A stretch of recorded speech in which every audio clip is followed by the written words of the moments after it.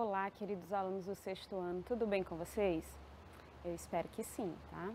Estamos aqui na torcida para a gente conseguir terminar logo esse ano letivo de 2020, nos livrarmos logo dele, não é isso? E apesar de ter sido muito conturbado, cheio de coisas bem difíceis na nossa vida, pelo menos a gente conseguiu aprender alguma coisa. Estamos tentando, né? Continuando, tentando aprender, tá bom? Por isso, mais uma aulinha hoje de língua portuguesa aqui com a professora Nara, tá bom? E aí eu espero que vocês já estejam todos organizados, com o material de vocês a postos, sentados confortavelmente, na frente da sua telinha para a gente assistir mais uma aula, tá bom? Vamos lá? Todo mundo pronto? Ótimo! Então vamos lá!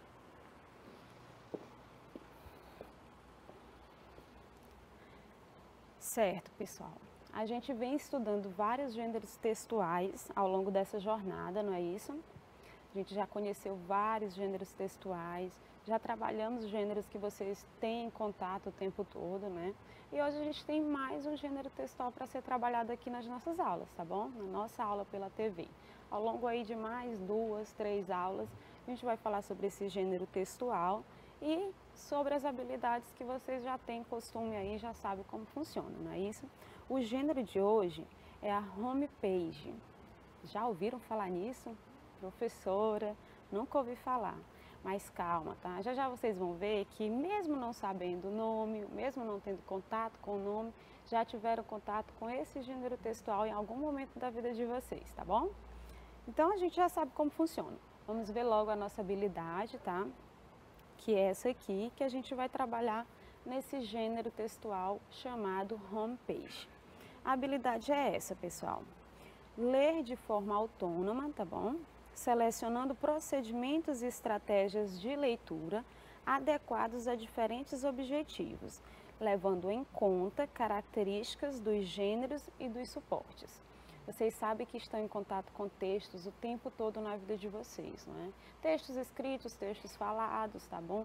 Textos em impresso, em papel impresso, textos em ambientes virtuais, tá bom? E essa habilidade vai propor que vocês aprendam a ler aí de forma autônoma, qualquer texto desse, qualquer gênero textual que seja disponibilizado para que vocês leiam, tá bom? De forma autônoma, por si mesmo, tá? Claro que para essa leitura acontecer, vocês vão ter que selecionar procedimentos, vão ter que selecionar ali algumas estratégias de leitura, tá bom? Adequados para aquele texto, para aquele gênero textual e para o objetivo dele, tá? Não se esqueça que eu sempre falo para vocês. Todo texto tem um propósito, né? Todo texto tem uma finalidade, tem um objetivo. E aí, dependendo do gênero textual, você já sabe que procedimentos utilizar ali no momento da leitura, que estratégias utilizar, tá bom? Então, a gente vai falar dessa habilidade aqui. Presta bastante atenção no fato de levar em conta as características daquele gênero textual. Como cada gênero tem suas características, como cada gênero tem sua estrutura própria, tem o seu objetivo, a sua finalidade, vocês têm que ter contato com isso, tá? E o suporte onde esse texto é vinculado para vocês, tá bom? Tudo isso vale ser observado aqui no momento da leitura. Mas vamos começar falando sobre a homepage, né? Sobre esse gênero textual que vocês estão vendo aí. Professora, eu nem sabia que se tratava de um gênero textual. Não tem problema, estamos aqui para aprender, tá bom? E se você já sabia, vamos trabalhar um pouquinho mais e relembrar alguns conceitos, tá bom? Então, pessoal, você sabe o que é uma homepage? Já tiveram contato com uma homepage? Me diga logo o que é, professora, que aí eu digo se já tive contato ou não. Então vamos lá, é bem simples. Trouxe uma definição aqui bem direta e simples, vocês não vão esquecer de momento algum. A homepage, gente, é a página inicial de um site. Ah, agora sim, professora, eu estou começando a entender. Vocês já entraram na internet e já acessaram, já foram atrás de algum site, já procuraram por algum site específico. Quando você digita lá na barrazinha de pesquisa e o determinado site, quando você dá o enter e clica, quando você chega nessa página, nesse site, a primeira coisa que você vai ver é a homepage, tá? A homepage é aquela página inicial do site, cheia de informações, tem imagens, tem títulos dos mais variados tamanhos, não é? Tem informações à beça ali naquela página. E aí é claro que a leitura ali vai ser feita de uma maneira bem diferenciada do que a gente está acostumado a ler, né? A gente lê um texto do início ao fim. No caso da homepage, você vai conectando ali, vai acessando, vai clicando em determinados ícones, em determinados títulos, para que vocês consigam fazer a leitura do que vocês realmente estão procurando, tá? Então, homepage é a página inicial de um site. Muita atenção a isso, tá, pessoal? Trouxe aqui para vocês verificarem, olha, trouxe a homepage da CEMEC, do site da CEMEC. Se você clicar, escrever aí no Google, né, CEMEC, e aí vocês forem procurar o site, a primeira coisa que vocês vão encontrar é isso aqui que vocês estão vendo aí na telinha de vocês, tá? A homepage da CEMEC, ou seja, a página inicial do site. Note, gente, que aí tem muitas informações, tá bom? E não dá para fazer uma leitura linear, sequencial dessas informações, tá? Você vai selecionando o que te interessa naquele momento. Você entrou no site da CEMEC, o que você está procurando aí, tá bom? Então você vai verificar. Nota que aí em cima já tem logo nessa barrinha já preta, já tem algumas informações aí, não é? Principal, a CEMEC, notícias, formação, escolas, contato, ação social. Se você clicar em cada um desses títulos aí, você vai ser redirecionado para uma outra página onde tem informações específicas sobre o assunto que você clicou, tá? Embaixo, imagem. Se você ver aí do ladinho, embaixo dessa primeira imagem, em casa eu aprendo. Se você clicar aí também, já vai ser redirecionado para a página que fala sobre esse assunto, tá? Aí mais abaixo, o principal, onde tem principal, tem vários íconezinhos, né? Vários títulos. Se você clicar nesses títulos, também vai ser redirecionado para uma página que fale sobre esse assunto, tá bom? Então, afastamento de servidores, arquivos, estágio, probatório, editais, tudo isso aí vai te direcionar para uma outra página. Por isso que a gente chama de homepage, tá? É a página principal, é onde estão os títulos, é cheio de informações. E que, claro, bem resumido aí, não é? Porque se você quiser saber um pouco mais sobre cada um desses títulos, você clica em cada um, tá? Ou nas imagens que aparecem, né? Então dá para perceber que é uma página cheia de informações e que não daria para ler assim tudo de uma vez, não é? Você tem que ir acessando, tem que ir clicando, escolhendo o que te interessa naquele momento. Eu entrei no site da CEMEC, mas eu não quero visualizar o site todo de uma vez. Então você vai lá naquela barrinha de cima, onde diz pesquisar, né? Barra de pesquisa, e você escreve ali o que você está procurando. Já vai ser redirecionado para a parte que você deseja, tá bom? Para o assunto que você deseja encontrar aí nesse site.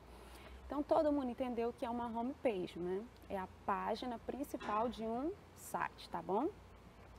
Vamos entender um pouquinho mais sobre essa homepage, sobre a estrutura, sobre como que ela é organizada, qual é a função principal dela, a intenção principal dela, como é que se organiza a linguagem aí nesse gênero textual, tá bom? Então, gente, já quero começar dizendo para vocês que a função principal, que a intenção principal de uma homepage é apresentar informações, tá bom? A gente já se depara aqui com um texto expositivo, né? Com um texto que traz informações, que apresenta muitas informações, tá bom?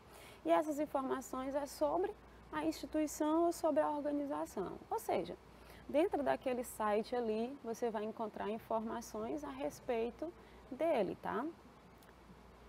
Como é que é organizado esse gênero textual? Grava logo essa palavrinha que vocês vão ver muito no decorrer dessas aulas. Hipertexto, tá bom? Que é as ligações textuais que ocorrem dentro dessa homepage, dentro desse site, tá bom? Ainda há pouco eu falei para vocês que se você clicar em alguns daqueles títulos, você vai ser redirecionado para uma outra página e lá você vai encontrar mais informações sobre aquele assunto específico, tá bom? É o que a gente chama de hipertexto, tá? São as conexões aí entre esses textos, esses links, tá? Olha a palavra que vocês conhecem bastante. Link que levam a outras seções, tá bom? Então você clica em uma palavra daquela, clica em um título daquele, em uma imagem e automaticamente você é redirecionado para uma outra página, tá bom? Então a estrutura da homepage, a homepage é organizada dessa forma, tá? Por meio de hipertextos, por meio de links que te levam a outras seções. É importante, gente, vocês terem em mente que quando se fala em homepage, a gente fala em uma grande quantidade de informações, tá bom? E vocês puderam visualizar, olha, só em olhar aqui para a homepage da SEMEC, você já percebe que há muitas informações aqui, tá? E que não dá para ser feita uma leitura sequencial, você tem que ir selecionando, escolhendo aí o que você está querendo saber naquele exato momento, tá bom? Então, há uma grande quantidade de informações nas homepages, tá bom? Outra coisa importante que vale observar aqui, que a gente vai falar mais à frente nas próximas aulas, é a interatividade, tá? Quando a gente fala em homepage, quando a gente fala em leitura de homepage, a gente fala de interatividade. Você vai interagir ali com aquela página inicial do site, com o site de uma forma geral. A partir do momento em que você decide clicar em um título específico, para ser redirecionado para uma página, para ler mais sobre aquele assunto, você está interagindo com o site, está interagindo com a homepage, tá? A partir do momento em que você decide deixar uma mensagem ali, entrar em contato, fazer uma pergunta, você está interagindo, tá bom? Então, a leitura aqui na homepage, ela se dá por meio da interatividade, tá bom? Do internauta com o próprio site, tá bom? Quando a gente fala em leitura de homepage, lembrem sempre que você está falando de navegação, né? Quando a gente fala em internet, quando a gente remete a textos digitais, a gente fala de navegação, tá bom? Então, a leitura aí vai se dar por meio de uma navegação não sequencial, como eu já venho falando para vocês. Não dá para ler a homepage ali do início ao fim e esperar que você vai entender tudo, porque há uma grande quantidade de informações e informações sobre assuntos variados, né, diversos, dentro daquele contexto. Então, a leitura aí vai se dar por meio dessa navegação não sequencial, em que você vai escolher determinado título, você clica no título e vai ler sobre ele. Você clica em uma determinada imagem, vai ser redirecionado para uma página que vai ter informações ali sobre aquela imagem que você viu, e assim sucessivamente, tá bom? Como que é a linguagem da homepage? Como que ela se organiza? Gente, vou voltar aqui só para vocês perceberem. Olhando para essa homepage, o que vocês veem? Com certeza estão dizendo aí que veem imagens e veem também palavras, não é isso? E aí já lembra do que eu falei para vocês. A linguagem de uma homepage, ela é uma linguagem mista, ou seja, é uma linguagem verbal e não verbal ao mesmo tempo, tá? Você tem palavras escritas aí, mas também tem imagens, ok? Então, a linguagem da homepage, ela é uma linguagem verbal e não verbal. Qualquer site que vocês entrarem, vocês vão encontrar muito disso, né? Há alguns até mais do que outros, mais imagens do que palavras, mas há esse misto da linguagem, tá bom? Linguagem verbal e não verbal, palavras e imagens, tá bom? Há recursos linguísticos específicos de acordo com o assunto, então existe site para tudo, não é? Então, dependendo do site, dependendo ali do que ele se propõe a apresentar, do que ele se propõe tratar, vocês vão encontrar recursos específicos de acordo com o assunto daquele site, tá bom? Então, isso é a homepage, é a página inicial de um site, onde a gente encontra grande quantidade de informações, onde a gente tem contato ali com aquelas informações por meio da interatividade, escolhendo, selecionando, clicando no que você deseja ver, tá bom? Até aqui tá tranquilo, né? Conseguindo entender. Gente, o que uma homepage tem normalmente, tá? Geralmente, não dá para dizer que são todas as homepages, tá? Todas são iguais, não é bem assim. Mas há alguns elementos que são específicos ali, que geralmente há em uma homepage. Os elementos de uma homepage, uma institucional no caso, em geral, geralmente são os seguintes, tá? Há um logotipo, né, que é ali a marca daquele site, tá? É como eu reconheço ele. Há um título, né, o título do site, que esse título é muito importante, porque toda vez que você clica nele, você volta para a homepage, para a página inicial. Há uma barra de navegação, que eu já falei para vocês que a barra de navegação, ela é muito útil se eu não quiser visitar a homepage toda, né, procurando algo que eu desejo conhecer naquele momento. Se eu sei o que estou procurando, eu só digito na barra de navegação e já vou direto para o que eu estou procurando, tá bom? Que ela pode estar, normalmente ela vem lá na parte superior da homepage ou no rodapé também, tá bom? Há também informações para contato, se você quer entrar em contato com aquela instituição, Você tem como fazer isso por meio de números de telefones, de e-mails, tá bom? De redes sociais que são disponibilizados, tá bom? Há informações sobre a instituição, às vezes tem lá sobre nós, aí você clica e vai saber lá do que se trata, o que é aquela instituição, do que aquele site trata, tá bom? Há possibilidades de compartilhamento em redes sociais, alguns sites já têm essa oportunidade de você compartilhar as informações ali nas redes sociais, tá bom? A ajuda e contato, já até estava falando um pouquinho para vocês antes, né? Às vezes tem um títulozinho lá, ajuda, ou entre em contato conosco. E aí você já consegue entrar em contato com a instituição, tá bom? Alguns sites, algumas homepages já vêm com o mapa do site que vão te orientar, dizer onde você está, até para você não se perder, porque lembra, eu falei para vocês que a homepage, ela tem uma grande quantidade de informações, então é muito fácil se perder em uma homepage, tá bom? E eventualmente há anúncios. Alguns sites, dependendo do site, né, há uma grande quantidade de anúncios, às vezes fica até um pouquinho difícil da gente saber ali o que está procurando pela quantidade de anúncios que tem. Outros não tem tantos anúncios assim, e se tiver, são anúncios relacionados à própria plataforma, ao próprio site, tá bom? Então, isso é basicamente o que tem em uma homepage, ok? Assim, estou falando de uma maneira geral, o que a gente pode encontrar em uma homepage. Mas vai depender muito, pessoal, do que tipo de site é, do que ele trata, do que ele fala, tá bom? Olha, trouxe mais um exemplo aqui de uma homepage para vocês verem, tá? A homepage do site Adoro Cinema. Então, se você for colocar no Google Adoro Cinema e for pesquisar, você vai se deparar já, na hora que abrir o site, você vai se deparar com essa estrutura aqui mais ou menos, tá bom? E aí depende muito, às vezes vai mudando uma coisa ou outra, tá? Mas vocês vão encontrar isso. Olha aí, o títulozinho, né? O título, Adoro Cinema, com a própria logotipo já deles, né? A barrazinha de pesquisa, por exemplo, se quer procurar por um filme específico, uma série específica, uma personalidade do mundo do cinema, você já digita aí, você vai ser direcionado diretamente para essa página, tá bom? Que fala sobre o assunto que você está procurando. Mais embaixo já tem os títulos, que também, se você clicar, como eu já falei, você vai ser direcionado para o assunto específico. Se eu quero saber filmes, sobre a programação, trailers, notícias, séries, filmes online, qualquer um desses que você clicar, você já vai ser direcionado, tá bom?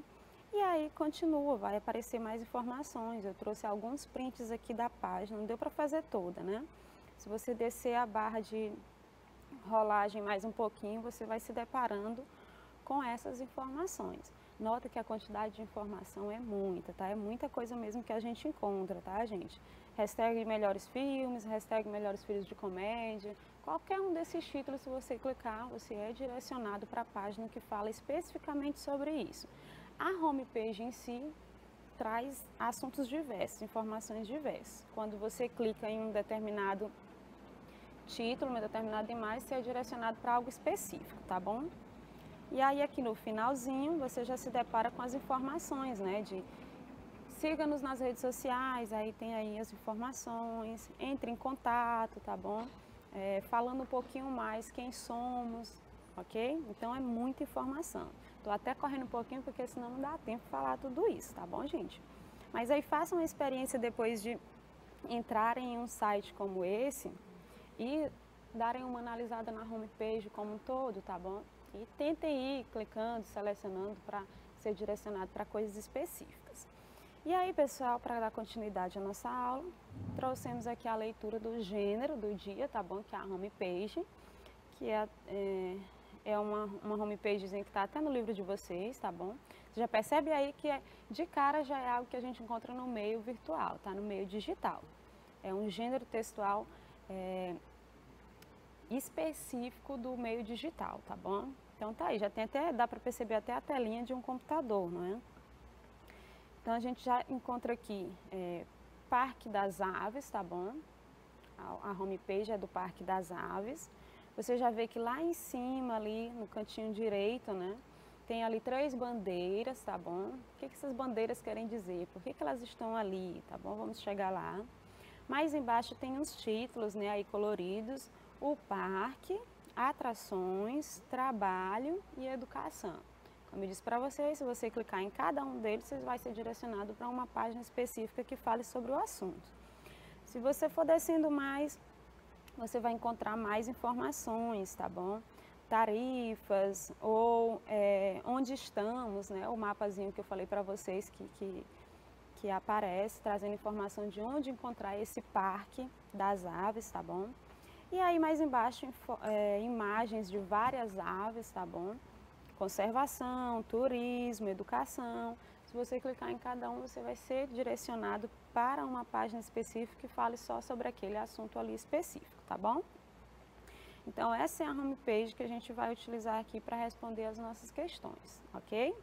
Vamos lá? No decorrer das questões, vocês vão entendendo um pouquinho mais sobre a homepage, sobre essa homepage especificamente, tá bom? Primeira questão já traz muitas informações para a gente, então presta atenção. O texto verbo visual que você leu é uma homepage. Já vou parar bem aqui para falar para vocês. Verbo visual. Por que verbo visual, tá? Porque estamos diante de um texto com uma linguagem mista, né? Uma linguagem verbal e não verbal. Ao olhar para a homepage, você percebe aí palavras, e aí verbo, né? Palavras. E você percebe também imagens, tá? Que a gente acaba tendo essa percepção por meio da visão. Então, verbo visual por esse motivo, tá? Porque é uma linguagem verbal e não verbal ao mesmo tempo. Então, o texto que a gente acabou de visualizar, que acabou de ler, que acabou de analisar, é uma homepage. Ou seja, o que é uma homepage? A gente já viu lá no início da aula. É a página inicial de um site, de determinado site, tá? Qualquer site que você for pesquisar, você vai se deparar logo de cara com a homepage, tá? Com a página inicial, onde tem várias informações e você vai procurar aquilo que você deseja desde o início, tá bom? Esse gênero surgiu com o desenvolvimento da internet, gente. Bem antes da internet, bem antes dos computadores, dos celulares, não existia esse gênero textual. Bem óbvio, né? E é exclusivo do mundo digital, como eu falei para vocês. Até olhando lá a imagem da homepage do Parque das Aves, você já percebe logo que estamos diante de uma tela de um computador, tá bom? Então é exclusivo do mundo digital. Ok, primeira questão cheia de informações sobre a homepage. Vamos à pergunta ou às perguntas. O que eu quero aqui nessa letra A? Qual é a finalidade dessa página que você acabou de ler, tá bom? Qual é a finalidade desse gênero textual? Eu já até falei para vocês lá no início, vocês prestaram atenção, já sabem até a resposta. Que elementos da homepage permitiram que você chegasse a essa conclusão? Então, aí a gente já percebe que tem duas perguntinhas. Vamos para a primeira. Qual é a finalidade da página que a gente acabou de ver? Qual é a finalidade de uma homepage, gente? Aí vocês já lembram, né, lá do início, apresentar muitas informações, né? Apresentar informações sobre um determinado assunto, tá bom? E no caso da homepage que a gente está lendo, que a gente acabou de ler, o que vocês acham? Vamos ver se vocês estão certos? Gente, a finalidade da homepage Parque das Aves, que a gente acabou de ver, é apresentar informações sobre o parque, é apresentar informações sobre o seu funcionamento, tá bom? Sobre o trabalho realizado ali naquele Parque das Aves, tá bom? Trabalho esse que é feito para conservação de espécies de aves em risco de extinção, tá bom? Tudo que for relacionado ao Parque das Aves vai estar sendo formado ali na homepage, tá bom? Então, essa é a finalidade da homepage Parque das Aves que a gente acabou de ver. Apresentar informações sobre o parque, seu funcionamento, seu trabalho, tá bom? O trabalho que eles realizam para conservar esses animais aí que estão em risco de extinção. E como é que a gente chegou a essa conclusão, tá? Que elementos da homepage permitiram a gente perceber que a finalidade dele é apresentar essas informações? Foram exatamente os elementos como o destaque para a localização do parque, onde estamos, né? O mapazinho que eu falei para vocês. O seu horário de funcionamento, tá bom? Essas informações aí, ó, falando sobre o parque, são informações sobre o parque. A organização das imagens em quadros, seguidas de um título que identifica o assunto. E aí vocês puderam ver lá, né? Vou voltar aqui rapidinho. Olha aí, ó. as imagens dos pássaros e tem os títulos, conservação, turismo, educação. Se você clicar em cada um desses aí, você vai ser direcionado para uma página que fale sobre esses assuntos, tá? Então foram esses elementos que nos permitiram identificar que a homepage tem como finalidade trazer informações sobre o parque, sobre o trabalho realizado ali no parque, tá bom? Letra B. A que tipo de público se dirige essa página, essa homepage, tá? Quem que vocês acham que vai procurar uma página como essa, que vai acessar uma página como essa? E aí é bem tranquila essa resposta, né? São pessoas interessadas nesse tipo de assunto, né? São pessoas interessadas em aves, em parques, em preservação do meio ambiente, preservação de espécies que estão em risco de extinção, tá bom? Muito tranquilo, né? Que tipo de público se dirige a essa homepage? A pessoas que se interessam pelo assunto da preservação de animais sob risco de extinção ou, né, pessoas que gostariam de conhecer esse parque, gente. Pessoas que gostariam de obter informações sobre as atividades realizadas naquele local, realizadas no parque, tá bom? Então, se você é uma pessoa que está interessada nesses animais, que está interessada em conhecer o parque, em saber o que é feito nesse parque, você vai acessar esse site, tá bom? Segunda questão. Observe atentamente a estrutura da homepage. E aí a gente já viu lá, né? A homepage, a gente já viu como é que é organizada a estrutura dela ali, já viu quais são os elementos em comuns que as homepages têm, não é? Mas sobre essa homepage específica do Parque das Aves. Quais são os recursos não verbais presentes? Moleza, professora, essa aí você já até me disse. Sim, não verbais é qualquer coisa que não seja palavras, tá bom? É imagem, é um gesto, é algum outro recurso que não seja palavras, tá bom? Então, quais são os recursos que aparecem ali? Boa, vocês já até disseram aí, as fotografias, né, das aves, as imagens que aparecem ali de uma forma geral, tá bom? As imagens, as fotos, os símbolos, os ícones, os logotipos, tudo isso aí são elementos não verbais que aparecem nas homepages, tá bom? Aquelas bandeirinhas lá, ali são elementos também não verbais, ok? Qual é a linguagem, pessoal, que predomina? É a linguagem verbal ou não verbal? E aí, quando você olha lá para a tela da homepage, você já vê logo, né? O que predomina ali? Na homepage em si, o que predomina é a linguagem não verbal, não é isso? Vocês viram ali que tem muitas imagens naquela homepage específica. Se você clica em um daqueles ícones específicos, você é direcionado para uma página que provavelmente vai ter mais palavras do que imagens. Aí vai predominar a linguagem verbal, tá bom? Mas estamos falando da homepage. Da homepage em si, o que predomina é a linguagem não verbal.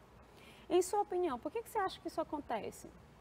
E aí você pensa, as imagens chamam mais atenção, né? Vocês viram ali aquele colorido todo, chama muita atenção. Isso acontece para chamar a atenção dos internautas, das pessoas que estão visitando aquele site, né?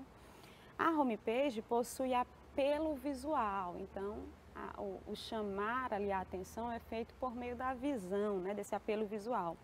Porque contém várias fotos de diferentes aves, cores atrativas, vocês puderam perceber bem isso, e uma disposição harmoniosa de blocos na página, né? Então, tudo isso aí acontece. Há esse apelo visual, a linguagem é não verbal justamente por conta disso, para chamar a atenção do internauta, tá bom? E aí, pessoal, eu espero que vocês tenham entendido, que tenham compreendido. Não esquece, tá bom? Homepage é um gênero textual, sim, tá bom? Estamos estudando sobre ele. Homepage é a página inicial de um site, não vão esquecer disso, tá bom? E nas próximas aulas, mais para frente, a gente vai estudar um pouquinho mais sobre esse gênero textual, conhecer um pouquinho mais sobre ele e mais algumas habilidades também, tá bom?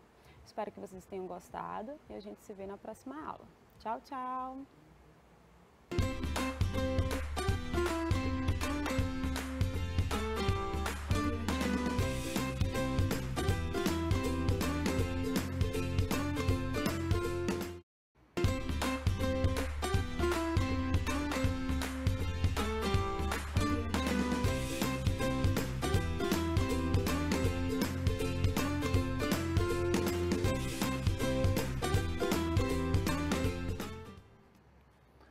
Olá, galerinha do sexto ano, muito boa tarde, bem-vindos a mais uma aula de matemática, espero que todos vocês estejam bem.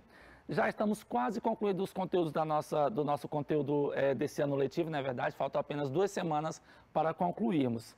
Nessa semana a gente vai estar trabalhando alguns conceitos, relembrando, né, alguns conceitos na área de multiplicação, divisão e também de potenciação. Espero que você no decorrer dessa semana possa estar recapitulando esses conteúdos. Hoje a gente vai começar com a multiplicação e a divisão. Acompanhe o vídeo.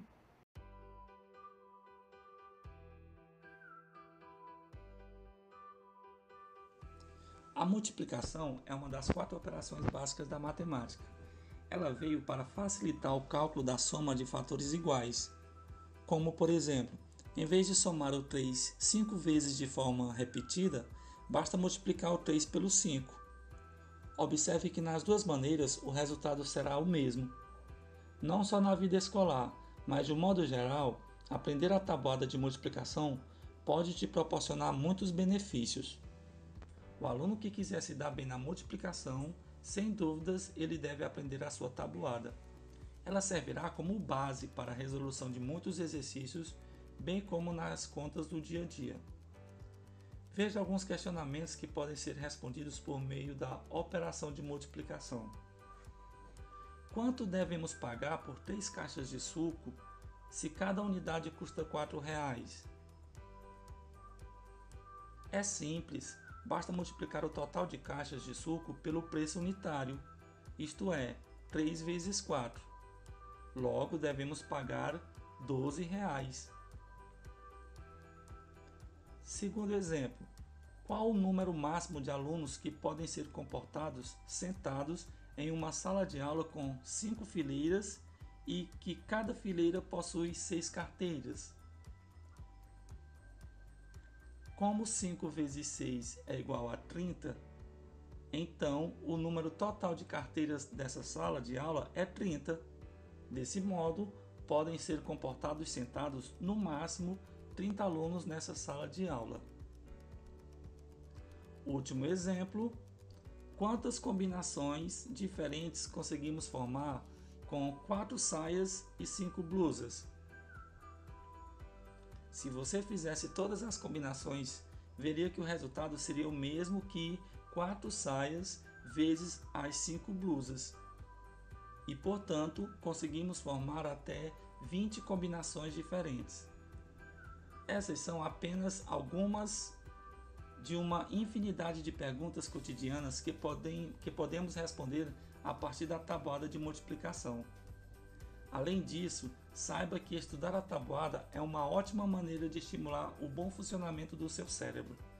Com isso, você pode melhorar seu raciocínio lógico, sua capacidade de concentração e até mesmo aumentar sua rapidez em resolver problemas, não só matemáticos, mas em um contexto geral.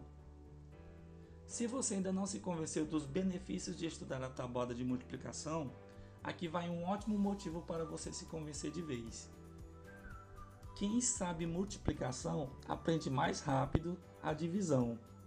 Isso mesmo, quando se trata de matemática, uma grande queixa dos alunos é sobre fazer contas de divisão. O que muitos podem não saber é que para se dar bem com as contas de divisão, é fundamental que antes tenham aprendido a tabuada de multiplicação, pois essas duas operações são inversas.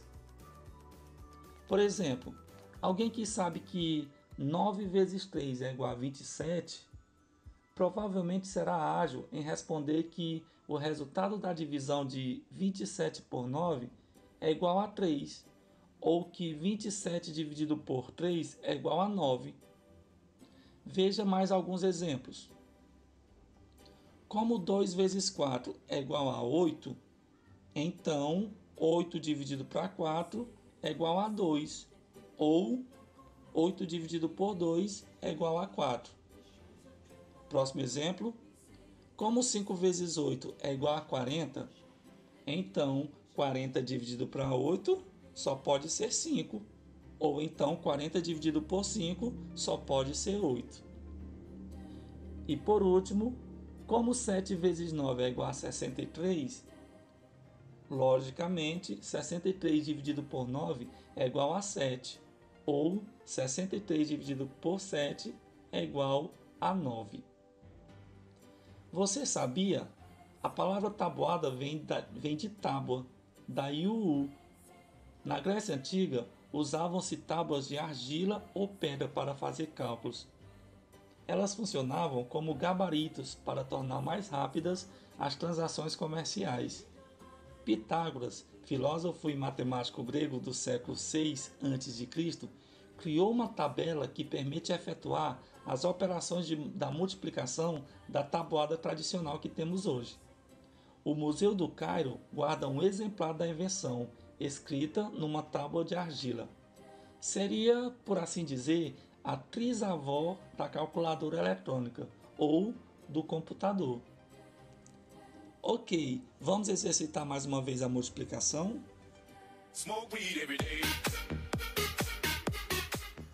Vamos fazer a seguinte conta. 2 vezes 43. Vamos lá. Antes de tudo, temos que montar a conta. Vamos colocar a linha, o sinal de vezes e agora os números. 2 e 43. A gente sempre faz a conta deste modo. Multiplica o 2 pelo 3, o 2 pelo 4, ou seja, multiplica o 2 pela unidade, depois pela dezena e depois multiplica pela centena, caso tivesse. Então fazemos assim. 2 vezes o primeiro número de cima, ou o número que está na unidade, que é o 3. 2 vezes 3 é igual a 6. Então, colocamos o 6 aqui. Agora, 2 vezes o segundo número de cima, que é o que está na dezena, que é o 4. 2 vezes 4 é igual a 8. Colocamos 8 aqui. Pronto. Aqui está o nosso resultado. 2 vezes 43 é igual a 86. É muito fácil. Agora vamos fazer outra conta. 3 vezes 16. Seguimos as mesmas regras da conta anterior. O 3 multiplica pelo 6 e o 3 multiplica pelo 1, que está na dezena. Bora lá. 3 vezes 6 é igual a 18. Então colocamos 8 aqui e subimos o 1. Certo. Agora 3 vezes 1 é igual a 3. Somando com o que subiu, 4. Colocamos o 4 aqui. Aqui está o nosso resultado. 3 vezes 16 é igual a 48. Pronto. Outro exemplo. 23 vezes 182. Calma, vamos lá. Montamos a conta. Pronto. 3 vezes 2, 6. Colocamos o 6 aqui. 3 vezes 8 é igual a 24. Deixamos o 4 no resultado e sobe 2. 3 vezes 1 igual a 3. Somado com 2 que subiu, 5. Então colocamos o 5 aqui. Pronto, já fizemos a multiplicação por 3. Acrescentamos um sinal de mais aqui, porque não podemos usar esse espaço. Agora vamos multiplicar pelo 2. 2 vezes 2, 4. Então colocamos o 4 aqui. 2 vezes 8 igual a 16. Então colocamos o 6 aqui. Subimos o 1. Agora 2 vezes 1 igual a 2. Somado com o que subiu, 3. Então colocamos o 3 aqui. Ok. Calma que ainda falta a parte final. Temos que fazer uma conta de mais. Observe. 6 com nada, 6. 4 mais 4, 8. 5 mais 6, 11. Fica 1 e sobe o outro 1. 3 com nada que estava em cima, tá 3. Só que somado com o que subiu, 4. Pronto. Muito bem. Aqui está o resultado. 23 vezes 182 é igual a 4.186.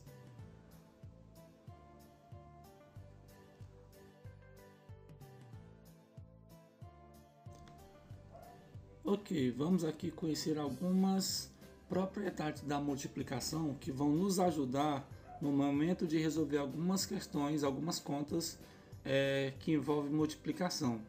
Existem pelo menos 4 propriedades. A primeira delas se chama propriedade comutativa da multiplicação.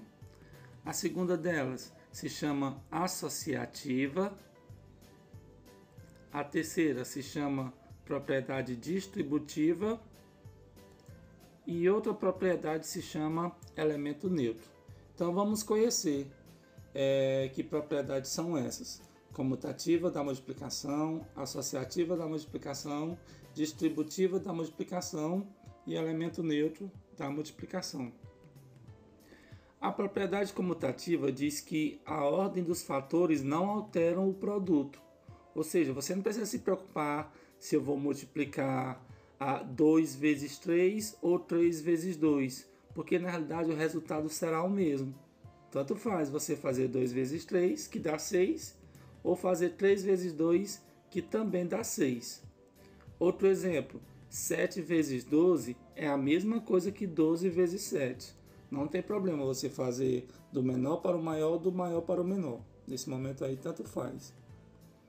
A outra propriedade se chama propriedade associativa, em que ela diz: na multiplicação de 3 números, podemos associar os fatores de modos diferentes.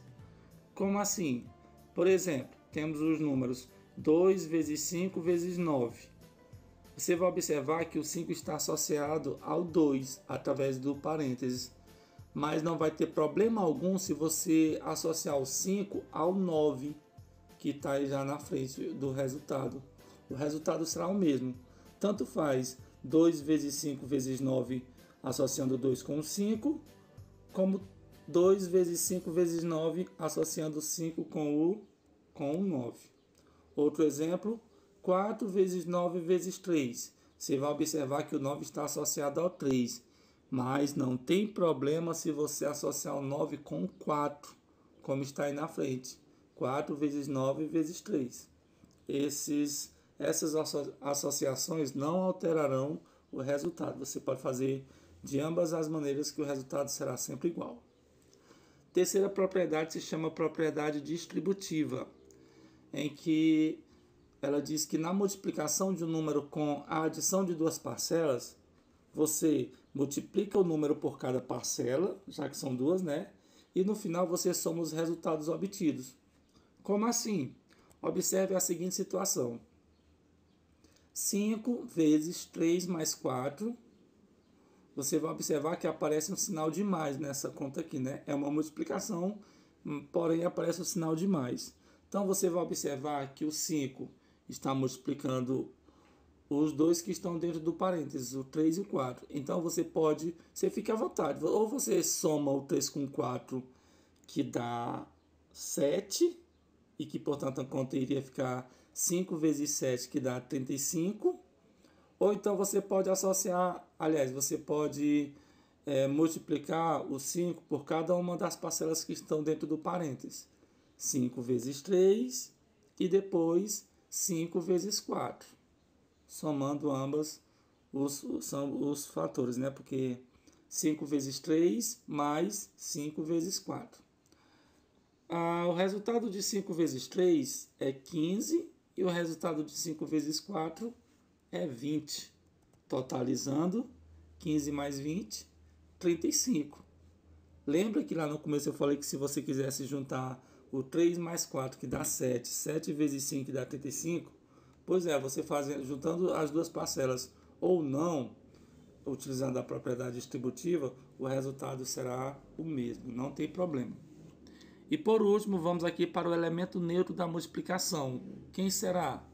Se você bem se lembra, Na adição, o elemento neutro é o zero, porque se eu pegar qualquer número e somar com zero, o resultado não vai modificar, será sempre o mesmo número. Já que na multiplicação, o elemento neutro é o número 1, pois multiplicando qualquer número por 1, o resultado não altera. Por exemplo, 8 vezes 1 é igual ao próprio 8. E por último, 23 vezes 1, o resultado é o próprio 23. Portanto, o 1, aqui no caso, está servindo de elemento neutro da multiplicação. Bora lá.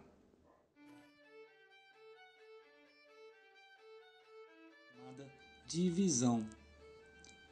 Das 4 operações básicas da matemática, a divisão é sem dúvidas a mais temida pelos estudantes. No entanto, aprender a tabuada de divisão é fundamental e tem mais benefícios do que se possa imaginar. Eles vão além de conseguir nota nas provas de matemática. Uma ótima dica é aprender a tabuada da divisão, onde você irá memorizar e se familiarizar com os resultados de cada divisão. Mas é importante saber que, para compreender bem a tabuada de divisão, é necessário antes ter aprendido bem a tabuada de multiplicação, já que essas duas operações são inversas uma da outra, como já foi falado anteriormente. Aprender a divisão, além de fundamental para qualquer estudante, tem muitos benefícios. Veja alguns exemplos de situações do dia a dia em que é necessário o uso do cálculo de divisão. Exemplo 1. 4 amigos pedem uma pizza.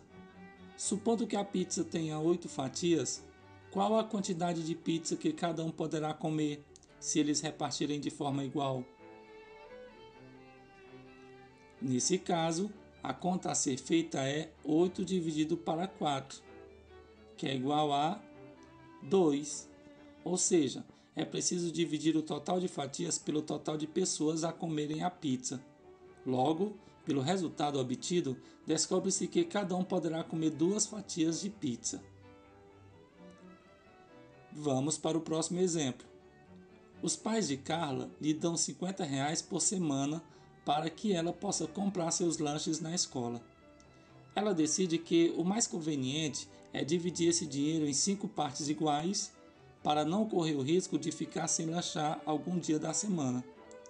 A pergunta é: quanto ela vai poder gastar por dia? O que Carla precisa saber é que 50 dividido para 5 é igual a 10, ou seja, que a divisão do valor total que ela tem pelo número de dias que ela vai à escola é igual a 10. Então, Carla poderá gastar R$10 em cada dia da semana. Vamos agora para o último exemplo. Um grupo de 6 amigos vai jogar videogame, mas eles só podem jogar por no máximo 2 horas. Se somente é possível jogar 2 pessoas por vez, como eles poderiam dividir o tempo de forma igual por duplas de jogadores? Sabendo que cada hora tem 60 minutos e que temos 3 duplas no total, devemos dividir esse tempo em 3 partes iguais, isto é, 60 dividido para 3, que é igual a 20. Assim, ao longo de 1 hora, cada dupla poderá jogar durante 20 minutos. E para saber o tempo total que eles poderão jogar em 2 horas, basta multiplicar esse tempo por 2, ou seja, 20 vezes 2, que é igual a 40 minutos de jogo por dupla. Viu só?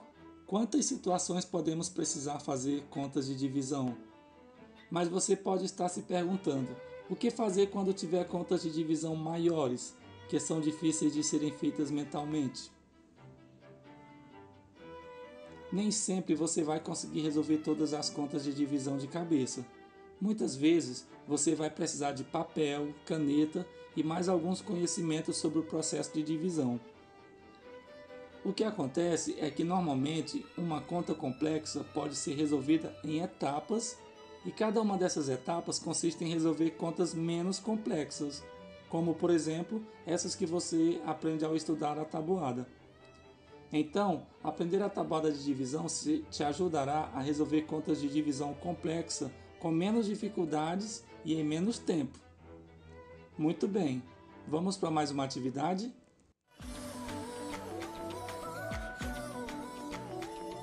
Aqui para a segunda parte da divisão, que é o tipo de cálculo um pouco mais elaborado, um pouco mais complexo, mas que, como acabamos de ver no vídeo, a gente pode pegar esse cálculo grande e dividir em pedaços menores. Já que a gente tem a base da tabuada de divisão e de multiplicação, ficará bem fácil. Aqui nós temos o dividendo 205 e o divisor, que é o 5. 205 dividido por 5. Você não precisa dividir o 205 completamente, você pega por parte. Se você pegar só o 2, 2 não dá para dividir por 5 porque ele é menor do que 5. Então você pega aqui o 20. 20 dividido por 5. Você pode utilizar a estratégia de repartir igualmente, ou você pode utilizar a estratégia de medida, quanto cabe dentro de cada um, que é o que eu utilizo mais regularmente. De que maneira? 20 dividido por 5, do tipo, quantos 5 cabe dentro de 20? É só você contar. 5, 10, 15, 20. Cabe 4. Para mim, completar a divisão, eu faço da seguinte maneira. 4 vezes 5, 20. Para 20, tem gente que coloca o 20 aqui e diminui 20 menos 20. E já tem outros que já faz o cálculo direto, do tipo 4 vezes 5, 20. 20 para 20, falta quanto? Nada. Baixa, portanto, o próximo número do dividendo. 5. 5 dividido para 5. Quantos 5 cabe dentro de 5? 1, não é verdade? 1 vezes 5. 5 para 5. Nada. Então, aqui no caso, é um tipo de divisão exata.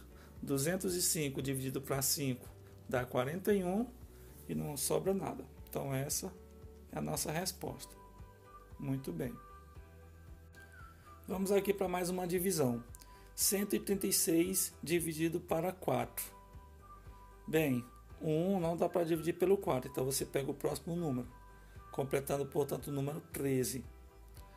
13 dividido para 4, você pode utilizar a seguinte estratégia. Quantos 4 cabe dentro do 13? 4, 8, 12. 12 já está perto do 3, então só cabe no máximo 3. 3 vezes 4 é 12. 12 para 13, falta quanto? Falta 1. Baixa o próximo número, que é 16. 16 dividido para 4. Quantos 4 cabe dentro de 16? 4, 8, 12, 16. Cabe 4, certinho. 4 vezes 4, 16. 16 para 16, nada mais uma vez. Então, 136 dividido para 4 dá 34 e não sobra nada. Portanto, é mais uma divisão exata. Ok, vamos aqui para mais uma divisão, dessa vez com dois algarismos. 384 dividido para 12. Você vai ver aqui, pegando o primeiro algarismo, 3 não dá para dividir por 12, então você completa aqui com 8. 38 dividido para 12. Utilizando a estratégia de medida, quantos 12 cabe dentro de 38? 12, com mais 12, 24, com mais 12, 36, que já está perto de 38, então cabem 3, 12. Acabei de verificar que 3 vezes 12 dá 36. 36 para 38 faltam 37, 38, faltam 2. Baixa aqui o 4, ficando, portanto, 24. 24 dividido para 12. Quantos 12 cabe dentro de 24? 12 com 12, 24. Cabem 2. 2 vezes 12, 24. Para 24, nada. Ou seja, 384 dividido para 12 dá 32 e não sobra, não resta nada. Muito bem. Vamos agora para o nosso último exercício. 3.468 dividido para 15. Seguindo a mesma estratégia, 34 dividido para 15. Quantos 15 cabe dentro de 34? 15 mais 15, 30. É isso. Como já está perto, então só cabe em 2. 2 vezes o 15. 2 vezes 15, 30. Para 34, faltam 4. Baixando o próximo número, 6. 46 dividido para 15. Quantos 15 cabe dentro de 46? 15, com 15, 30, com 15, 45, bem perto de 46, então cabe 3, deu 45, o 15 3 vezes, então dá 3 vezes. 3 vezes 15, 45, 45 para 46, faltam quanto? 1. Baixa o último número, 18. 18 dividido para 15, quantos 15 cabe dentro de 18? Só 1. 1 vezes 15, 15 para 18, faltam 3. Que no caso já é o último número, então é o resto. Ou seja, 3.468 dividido para 15 dá 231 e restam 3. Muito bem. E para concluir a nossa aula, vamos aqui acompanhar uma curiosidade envolvendo o ábaco, os chineses e a inteligência.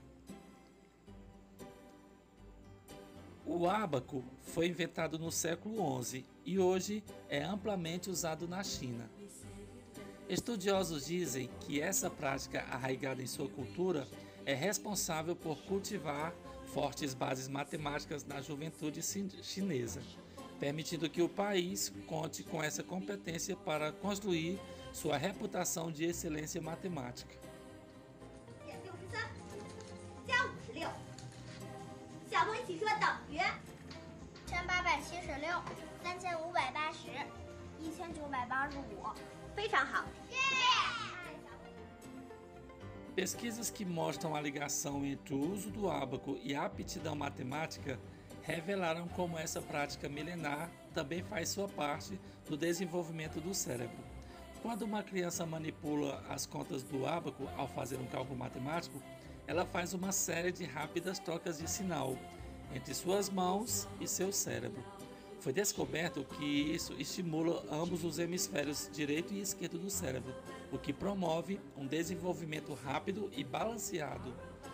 Com práticas consistentes, a criança aprende a coordenar dados visuais, auditivos e sensoriais que contribuem para exercitar cada canto do cérebro. Esse desenvolvimento cerebral da criança, numa idade ainda muito jovem, deu às crianças chinesas uma vantagem em aptidão matemática. A aritmética mental é o ato de resolver contas de cabeça. Quem usa o ábaco aplica o método único de aritmética mental, chamado de o método do ábaco para cálculo mental. Essa técnica parte do princípio da imaginação visual. A mente se lembra da imagem de um ábaco e manipula as contas no ábaco, visualizando para chegar à resposta.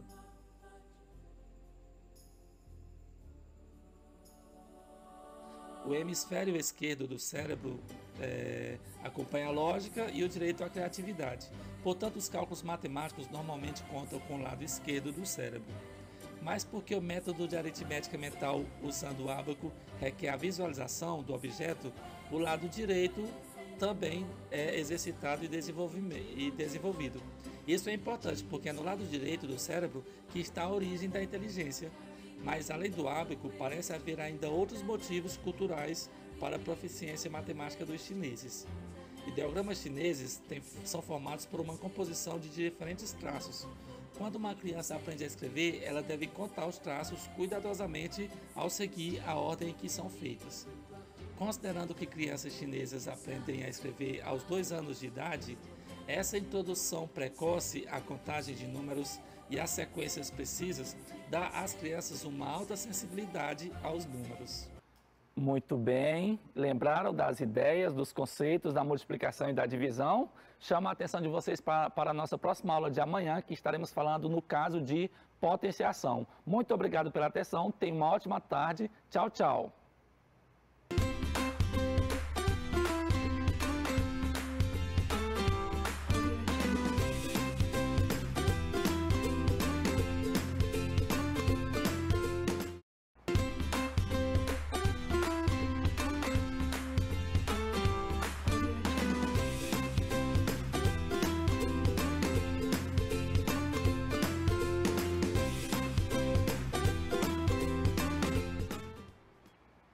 E aí pessoal, tudo bem com vocês? Sejam bem-vindos a mais uma aula de ciências do professor Robert para as turmas de 6º ano. Como combinado com vocês anteriormente, esse mês vai ser um mês de revisão. E hoje a gente vai revisar o assunto que a gente viu sobre rochas e o solo, ok? Então, sem mais delongas, vamos iniciar. Questõezinhas sobre rochas e solos. Então vamos lá, gente. As 3 primeiras questões, basicamente, são sobre como ocorre a formação dos 3 tipos de rochas que a gente estudou, beleza? E a primeira pergunta, como ocorre a formação de rochas magmáticas? E aí, vamos ver se vocês se lembram.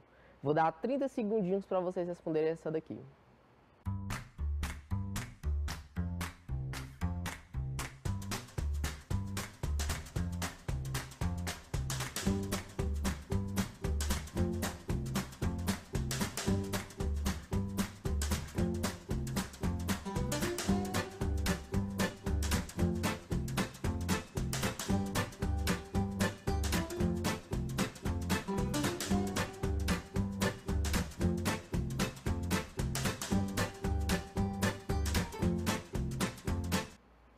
Então vamos lá, gente. Para responder essa questão de forma mais adequada, eu peguei essa imagem aqui da página 198 do nosso livro. Vamos analisar aqui essa imagem que tem o seguinte título: Esquema em corte de vulcão em erupção e formação de rochas magmáticas. Então vamos lá, gente. Inicialmente você tem aqui um vulcãozinho bonitinho, né? Esse aqui você tem um magma, tá bom? Com a erupção vulcânica, aqui ó, erupção vulcânica, essa lava, você vê aqui a lava escorrendo, né?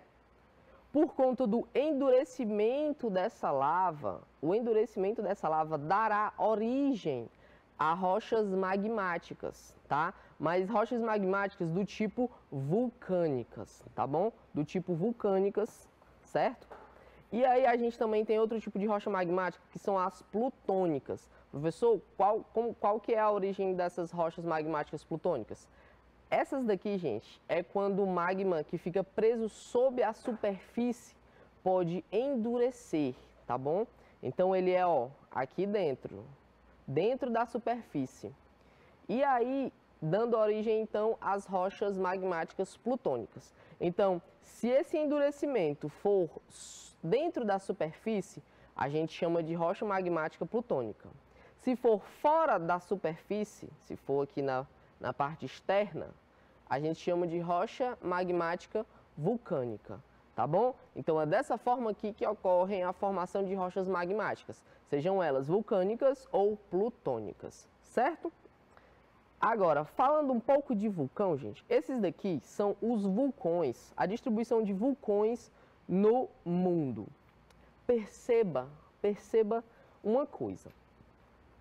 A grande maioria desses vulcões concentra-se na região do encontro de placas tectônicas. Por quê? Gente, essas daqui são as placas tectônicas, né, que eu já apresentei para vocês em aulas passadas. Aqui você tem 2 placas tectônicas. Vamos usar o poder da abstração, da imaginação. Imagine que sejam 2 placas tectônicas. Se essas placas tectônicas se chocarem, no mar vai ser maremoto, na terra vai ser terremoto, tá bom? Agora, se essas placas tectônicas se afastarem, o que vai acontecer, professor? Não sei se vocês lembram, não, com certeza lembram, vocês são maravilhosos. Essas placas tectônicas são nada mais do que fragmentações da crosta terrestre. Abaixo da crosta terrestre a gente tem um manto, que é formado basicamente por magma, tá bom? E aí, se essas placas tectônicas se afastarem, o magma que está aqui embaixo vai querer sair, tá bom? Então é por isso que a grande maioria dos vulcões concentra-se na região de encontro de placas tectônicas, tá bom? Tranquilo? E, gente, o maior vulcão do nosso planeta é um vulcão que fica no Havaí e tem nada mais, nada menos do que 10 quilômetros de altura. Se você pegar da base dele até o topo, são aproximadamente um pouco mais de 10 quilômetros de altura, tá bom?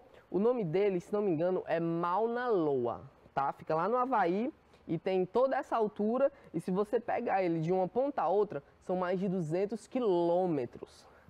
E aí, vocês acharam esse vulcão grande? Pois é, esse daí não chega nem perto do maior vulcão do nosso sistema solar. Eu sei que esse não é muito o foco da aula, né? Mas é só por curiosidade. Esse daqui, gente, é o maior vulcão do nosso sistema solar. Ele fica localizado em Marte, o nome dele é Monte Olimpo. Se você pegar ele da base até o topo, são mais de 20 quilômetros de altura, tá? Varia um pouco de uma fonte para outra. Algumas fontes falam em 22,5 quilômetros e outras fontes falam em 27 quilômetros. Para vocês terem uma ideia, gente, sabe aquele avião comercial? Ele sobrevoa a uma altitude de 11 quilômetros. Então, esse vulcão, gente, é mais que 2 vezes maior do que a altitude de um avião comercial. E se você pegar de uma ponta a outra, gente, desse vulcão, dá mais de 600 quilômetros. Para vocês terem uma ideia, se esse vulcão fosse, por exemplo, aqui no Brasil, ele seria destacado mais ou menos dessa forma aqui, tá bom? Agora, voltando aqui para o assunto real da aula, segunda questãozinha. Como ocorre a formação de rochas metamórficas? E aí, 30 segundinhos para vocês.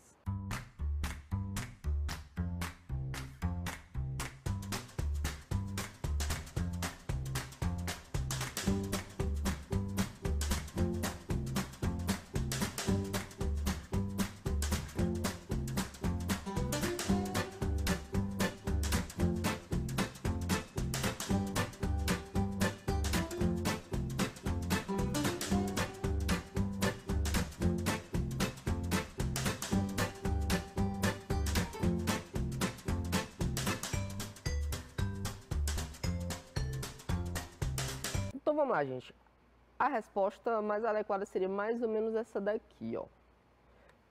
As rochas metamórficas, o próprio nome já está dizendo, metamórficas vem de metamorfose, transformação, tá bom?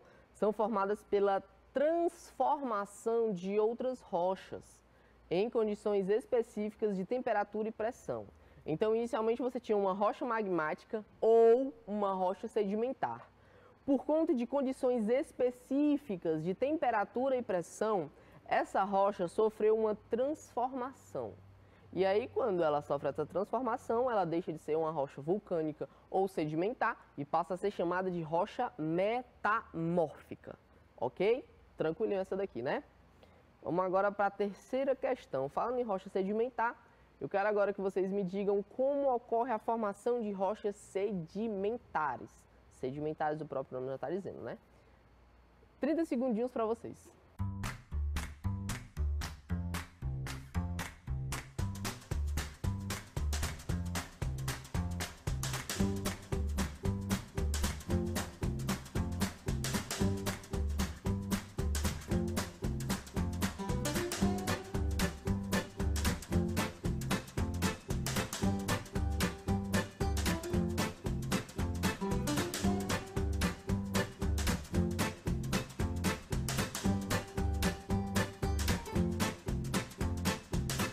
Então vamos lá, gente. Como ocorre a formação de rochas sedimentares?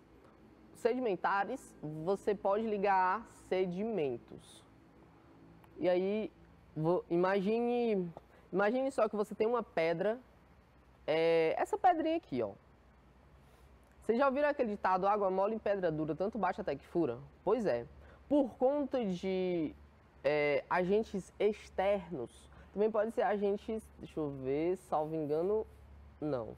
Mas por conta de agentes externos, nesse caso aqui a água, mas também pode ser o vento, pode ser a temperatura, pode ser a pressão, pode ser a radiação.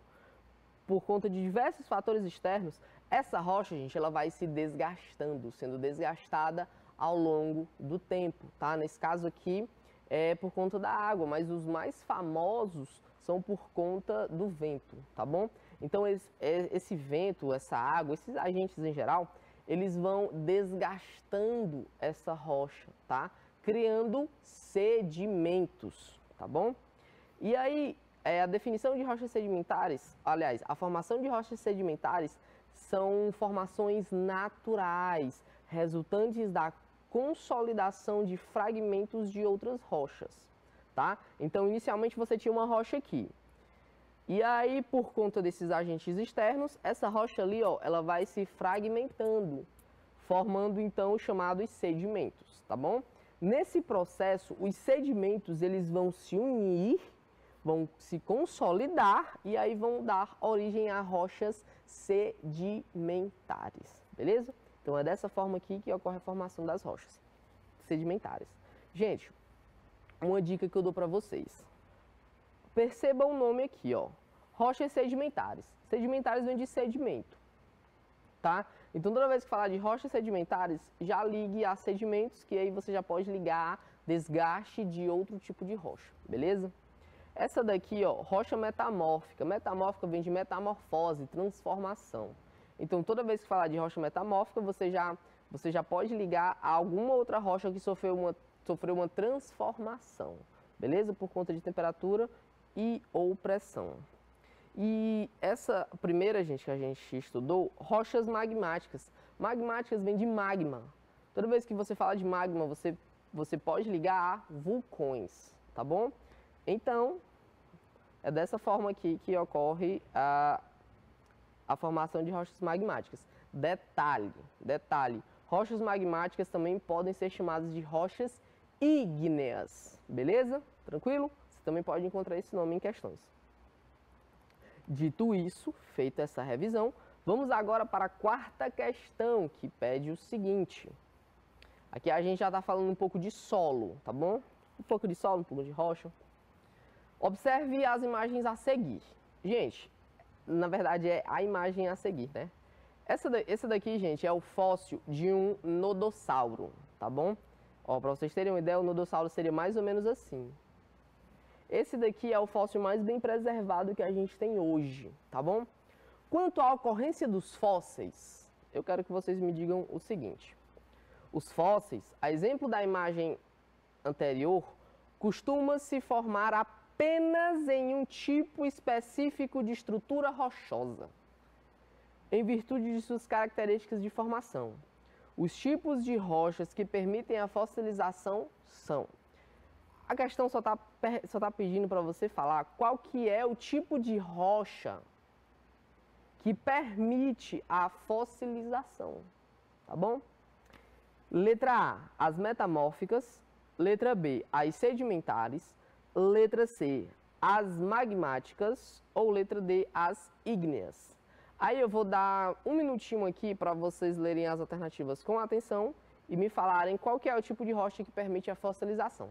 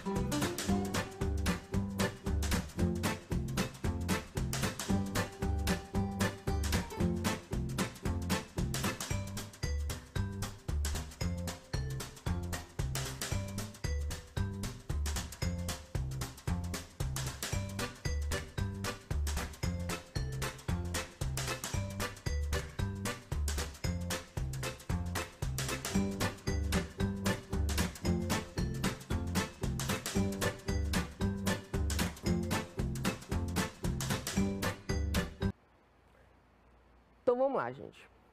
Perceba que, dentre essas alternativas aqui, que a letra C e a letra D falam sobre as magmáticas e letra D as ígneas. Acabei de falar que esses dois nomes falam exatamente da mesma coisa. Tranquilo? Para responder essa questão aqui, vamos ver aqui só como é que ocorre o processo de fossilização. Então vamos lá, gente. Inicialmente você tinha um dinossaurozinho aqui, por conta de algo, né, ele veio a falecer, né? E aí, por conta dos decompositores da matéria orgânica, se bem que, né, não existe outro tipo de decompositor, é só de matéria orgânica. Então, por conta dos decompositores, gente, a matéria orgânica desse dinossaurozinho aqui, ó, ela foi, de certa forma, consumida e reciclada pelos decompositores e reciclada na natureza, tá bom? E aí, gente, só vai sobrar os ossos, tá? E aí, ao longo de milhares de anos, nesse caso aqui de milhões de anos, esse dinossaurozinho aqui, ó, ele foi soterrado por sedimentos, tá bom? Ele foi soterrado por sedimentos e aí ao longo de milhares, milhões de anos, ele foi ficando lá embaixo, e aí foi criado toda uma estrutura até chegar ao dinossaurozinho, a ossada do dinossauro, tá bom? Então perceba que eu usei a palavra sedimentos. Toda vez que você escutar essa palavra sedimentos, você vai ligar a rochas sedimentares, tá bom? Então a alternativa correta aí, gente, vai ser letra B, tá? Opa, alternativa B, as sedimentares, pois o transporte de sedimentos pelos agentes exógenos, externos, permite o soterramento dos restos orgânicos. E aí ele vai ser decomposto, vai sobrando só a ossada. Iniciando assim o processo de fossilização.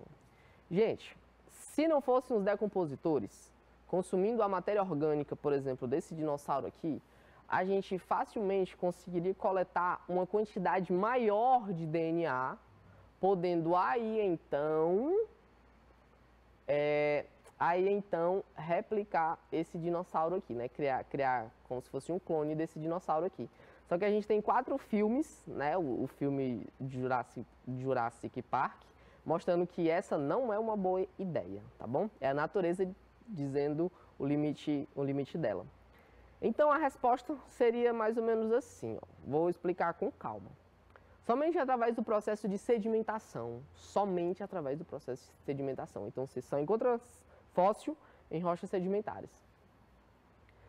É possível a formação dos fósseis que, ao serem soterrados pela deposição de sedimentos, né, porque ao longo do tempo ali vai sendo depositado mais e mais sedimentos, passam ao longo de milhares de anos, até nesse caso aqui milhões de anos, pelos processos de diagênese. O que seria essa diagênese? Seria uma mudança ou alteração nesses sedimentos, tá bom?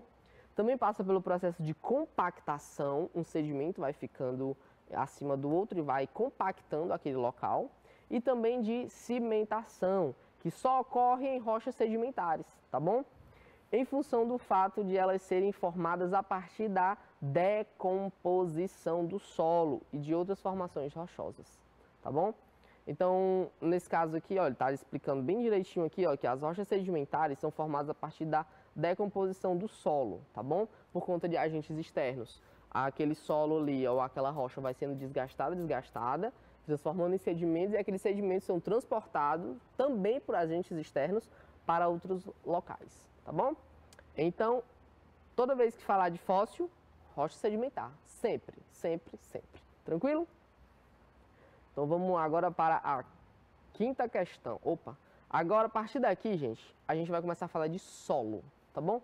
Esse tipo de solo aqui, gente, pela cor, a gente já pode ligar um pouco a solo arenoso, tá bom? Quanto a solo arenoso, eu quero que vocês me respondam o seguinte. O solo arenoso, letra A, é aquele que contém mais areia na sua composição. Letra B, apresenta pouca permeabilidade. Letra C, é pouco sujeito à erosão. Ou letra D, é constituído de mais de 30% de argila. E aí? Isso daqui eu vou dar para vocês 30 segundos.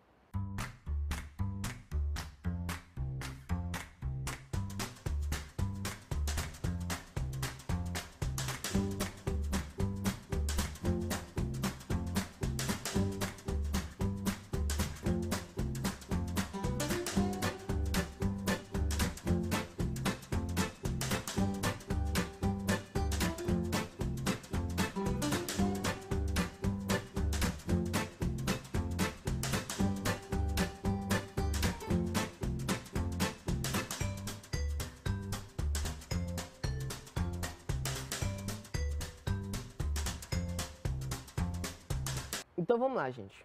De cara, a gente já pode marcar a letra A, tá bom? O próprio nome já está dizendo, ó, arenoso vem de areia, tá? E aí, por conta disso, né, a gente já pode de cara marcar a letra A, que diz, é aquele que contém mais areia na sua composição. Ok.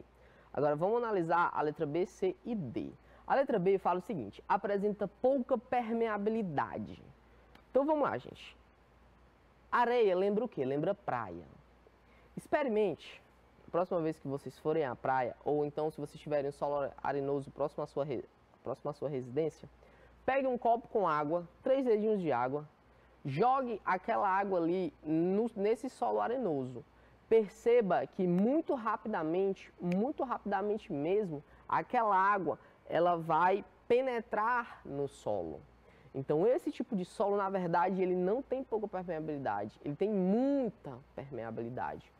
Por isso, em regiões de solo arenoso, a gente tem muitos lençóis freáticos, muitos mesmo, porque a água da chuva ela penetra com mais facilidade nesse solo, até chegar a uma camada que ele não consegue mais penetrar, formando ali bolsas de água, que a gente chama de lençóis freáticos. Tranquilo? Então, letra B não é, porque diz que apresenta pouca, mas na verdade é muita. Letra C, pouco sujeito à erosão. Na verdade, gente, ele é muito sujeito à erosão. É só você ver na praia. Na praia, por conta do vento, gente, aquela areia ali, ela está sendo transportada direto de um local para o outro, tá? Então, ele é muito sujeito à erosão. E a letra D fala que ele é constituído de mais de 30% de argila. Na verdade, esse daqui está falando do solo argiloso, beleza? Não é do arenoso. Então, a quinta questão, a alternativa é letra A. E a composição desse tipo de solo, gente, possui cerca de 70% de areia, daí o nome arenoso, no total de partículas sólidas. Tranquilo? Próxima questão diz o seguinte. O solo argiloso, letra A. Suas partículas são grossas, por isso é menos permeável. Letra B. Não permite que a água passe com facilidade. Letra C. Dificilmente fica encharcado em um período chuvoso. Ou letra D. Quando seco, fica menos compacto e sua porosidade aumenta. E aí, letra A, B, C ou D? 30 segundinhos para vocês.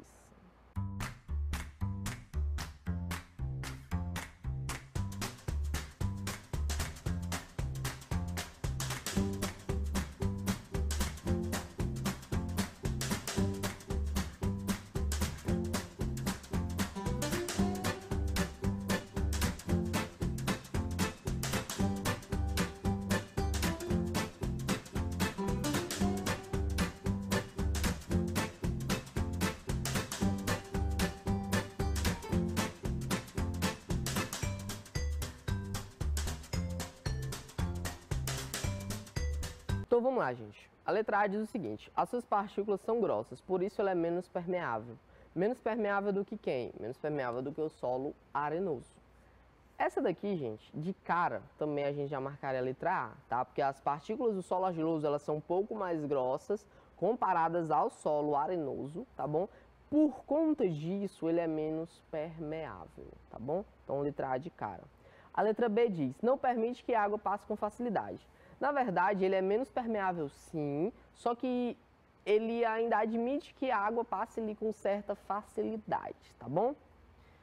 A letra C diz o seguinte, dificilmente fica encharcado no período chuvoso. Gente, quem mora próximo a locais de solo argiloso, percebe que ali quando chove, gente, ali fica terrível para transitar, tá bom? Porque fica muito encharcado, certo? Ele retém mais água do que o solo arenoso, tá bom? A letra D diz o seguinte, quando seco, fica menos compacto e sua porosidade aumenta. Gente, solo argiloso lembra o quê? Lembra argila, tá? Imagine aí uma pessoa fazendo um vaso de argila. A pessoa está fazendo ali um vaso de argila, ela vai adicionando água, aí aquela argila vai absorvendo, vai adicionando água, vai absorvendo. Quando seca, gente, não fica menos compacto, muito pelo contrário, fica tão compacto que pode formar um vaso, tá bom? Então, a alternativa correta aí seria a letra A. Suas partículas são grossas, por isso ele é menos permeável do que o solo arenoso, mas ainda assim ele é permeável. Tranquilo? A sétima questão, gente, fala sobre o solo umífero. umífero, gente, lembra humus. Humus lembra matéria orgânica em decomposição. E aí, sobre isso, ele pede para você assinalar a alternativa errada. Letra A. É um solo rico em humus, tanto de origem vegetal, como raízes e folhas, quanto de origem animal, derivados da matéria orgânica que foi reciclada pelos agentes decompositores do solo, como fungos e bactérias. Letra B. Um exemplo muito conhecido é o humus produzido pela minhoca. Letra C. É um solo de cor escura, também conhecido como terra preta, muito utilizado na agricultura por ser rico em nutrientes para as plantas. E a letra D, o solo umífero é pobre em sais minerais, não apresenta poros e de pouca aeração. E aí, qual que é a alternativa errada? 30 segundinhos para vocês.